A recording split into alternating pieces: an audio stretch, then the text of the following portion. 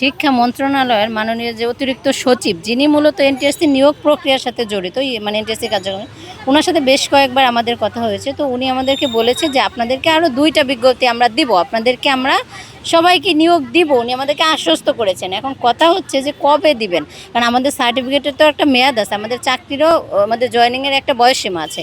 এই বয়সসীমা যদি ওভার হয়ে যায় তখন দিলে তো আমাদের কোনো লাভ হলো না। উনি বলছে যেহেতু দিবেন, আমাদের কথা হচ্ছে যেহেতু উনি দিবেনই, তাহলে আমাদেরকে রেখে ওনার কাছে যখন আমরা বলি স্যার কবে দিবেন, উনি বলে যথেষ্ট শূন্যপদ নেই। তাহলে শূন্যপদ যদি নাই থাকবে, তাহলে উনি আবার নতুন করে কীভাবে নিয়োগ প্রক্রিয়া শুরু করতে চাচ্ছেন, নতুন করে আবার 19তম সার্কুলার দিতে চাচ্ছেন কেন?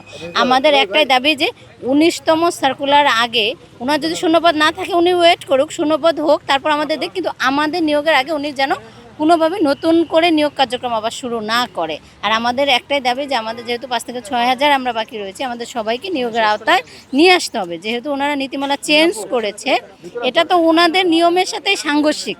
কারণ আপনি একটা নিয়ম চাইলে চেঞ্জ করতে পারেন না, যেটা বিগত 18টা নিবন্ধন ধরে চলে আসছে। এখন 19তমতে তারা তাদের নিয়ম নীতিমালা চেঞ্জ করছে। তাহলে নীতিমালা চেঞ্জ করার পূর্বে অবশ্যই যারা রয়েছে পুরাতন নিয়মের, মানে পূর্বের নিয়মের, তাহলে সবাইকে আগে নিয়োগ দিয়ে ওইটা ফিনিশ করে ওইটার মূল উৎপাটন করে নতুন করে তো আবার নিয়োগ প্রক্রিয়া নতুন নিয়মে শুরু করা উচিত, তাই নয় কি?